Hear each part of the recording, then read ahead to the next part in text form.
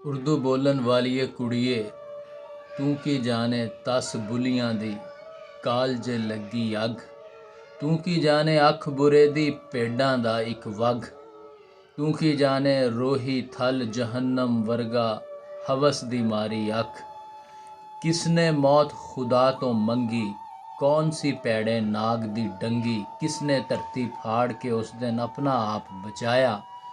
कौन सी सस्सी कौन सी पुन्नू किसने इश्क बचाया।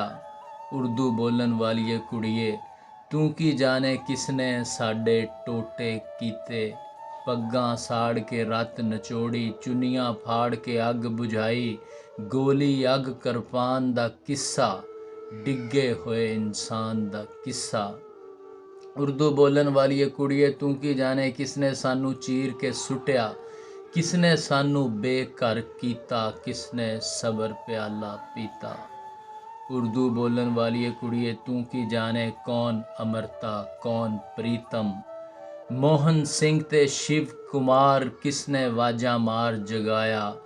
वारस शाह नू कबरां विचों किसने रोग हिजर दा कटिया। किसने रंगला चरखा भन्निया तू की जाने दिल फड़कना अख रड़कना। उर्दू बोलन वालीए कुड़िए तू की जाने रोंदा अंदर मस्त कलंदर मस्जिद मंदिर शहर दा खंडर धरती बंजर सीने खंजर। उर्दू बोलन वालीए कुड़िए तू की जाने चलदे खूह दियां वगदियां टिंडां खेतां विच खलोते बन्ने औस फजर दी बांग डिगरदी।